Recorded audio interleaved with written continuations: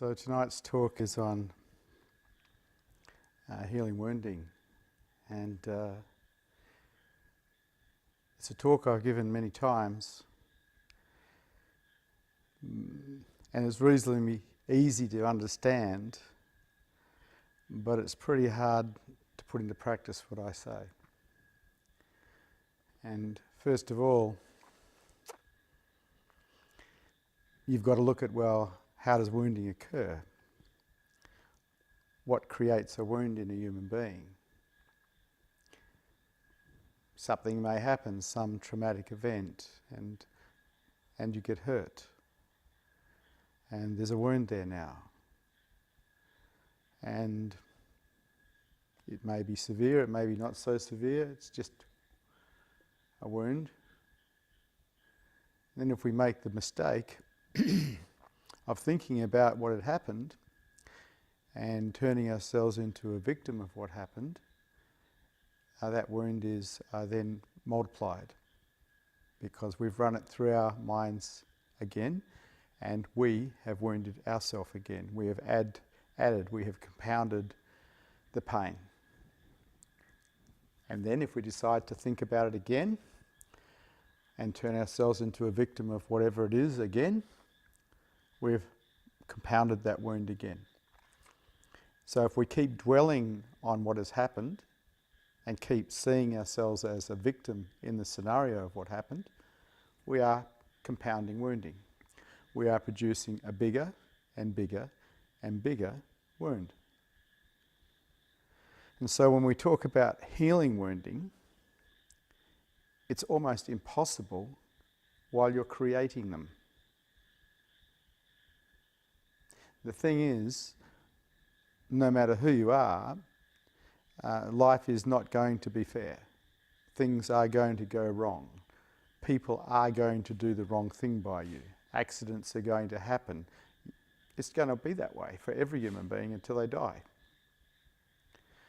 The moment we turn ourselves into a victim of what has happened, we are compounding whatever is there.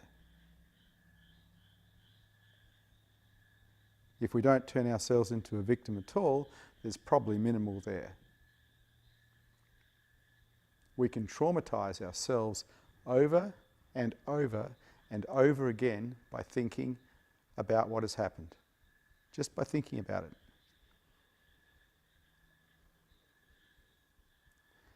And so sometimes I look at it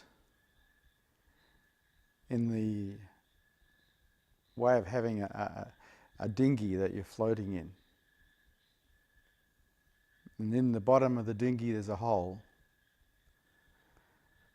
And somehow you manage to bail that dinghy out. And when it comes to wounding or healing of wounding, bailing the dinghy out or getting rid of the wounding or healing it, it's like feeling it. If we can actually allow ourselves to truly feel what is there without avoiding, without running away from it, using defences to not feel it, we can start to heal it. But most people don't. They don't want to feel it, and they have a myriad of defences to stop them from feeling. And so, back to the analogy of the boat, instead of bailing the boat out, they're not bailing the boat out, because they're not actually healing wounding. Now the hole in the bottom of the boat, that's the wound, the original wound. Boom. And we're allowing the water to come in by continuing being a victim of circumstance, whatever happened. Every time we think of ourselves as a victim, more water comes in, more wounding gets produced. So we're producing wounding by being victims of circumstance, and we're not bailing the boat out, we're not healing wounding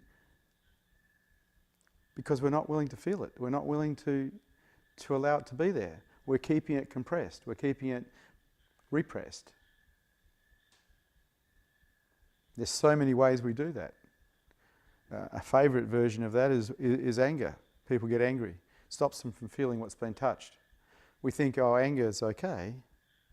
It's a defence system. It stops us from feeling a wound, and it stops us from feeling the helplessness and hopelessness in wounding. It actually empowers us. So even though it's a negative emotion, we'd rather have that than feeling whatever's been touched. Because whatever's been touched probably has helplessness and hopelessness in it. And we avoid that at all costs. Of course, to get angry, we have to be a victim. Take away, the blame game, how can you remain angry? And so the anger enables the wounding to continue as well. Gets us righteous.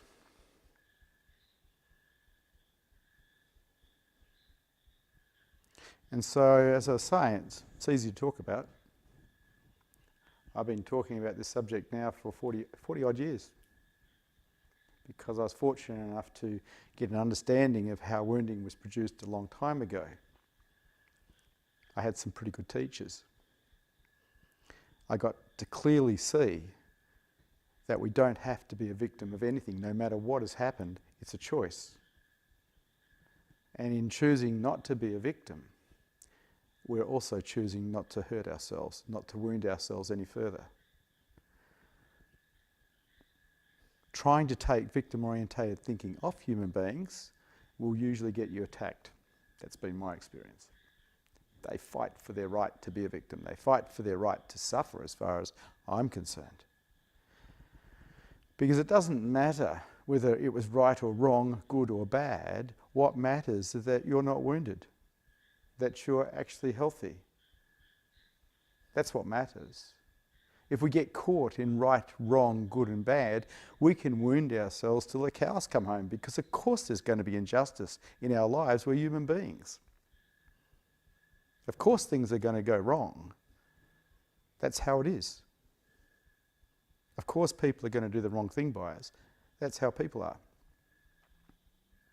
How you respond to it or react to it, and there is a difference between those two words, is going to make a difference whether you continue to wound yourself or you do not.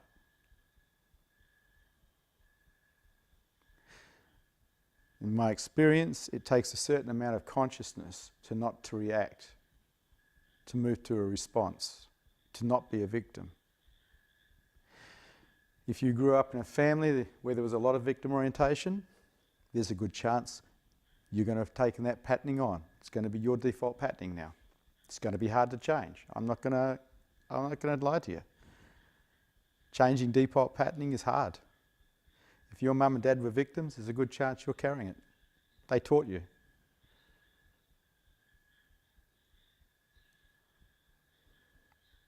I was fortunate enough when I learnt about this at the age of 19 to stop victimness, to stop the victim-orientated thinking. It took a few years of not supporting victim-orientated thinking for it to stop happening, but it did stop happening because I applied discipline to it. I could not see any value whatsoever in being a victim. I could only see detriment. And so I can quite easily say I haven't been much of a victim over the last 44 years. Now, when you work that out, because every time you turn yourself into a victim, you hurt yourself, you suffer. No matter what else is happening, you're suffering. What do you reckon that's worth? To not have that degree of suffering in your life for 44 years. And I've been trying to talk people out of their victim-orientated thinking for about that long. Some success, a lot of failure. People love to hang on to their victimness. They love to be right.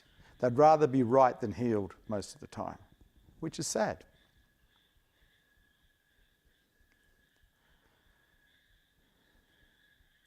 So I give talks like this on how to heal wounds and the secret of how to heal wounds. It's pretty easy. You see, the thing about being a victim is it's an unwillingness to take responsibility that you make yourself feel. You want to blame someone else or something else or yourself, but you want to blame something for how you feel. That is irresponsibility. And when we look at irresponsibility, we're starting to look at immaturity. An immature mind will support victimness. A mature mind will not. That's a bit of a challenge because people like to think they're mature.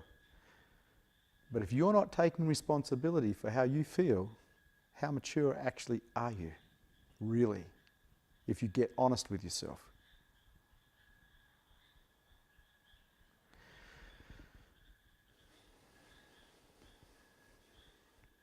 For many years I ran men's groups, teaching men how to be men, because they were failing in that they weren't taking responsibility for their lives.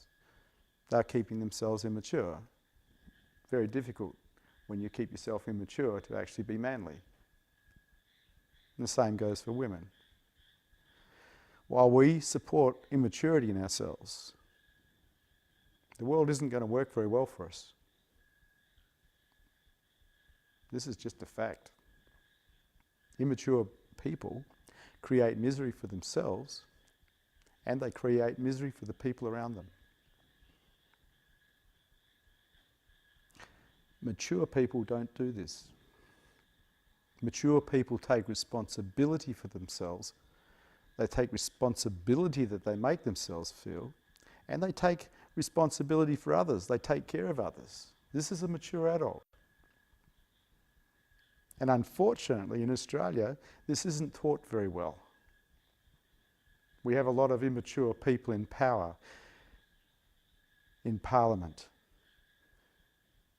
Our rock stars, our sports stars, all our heroes.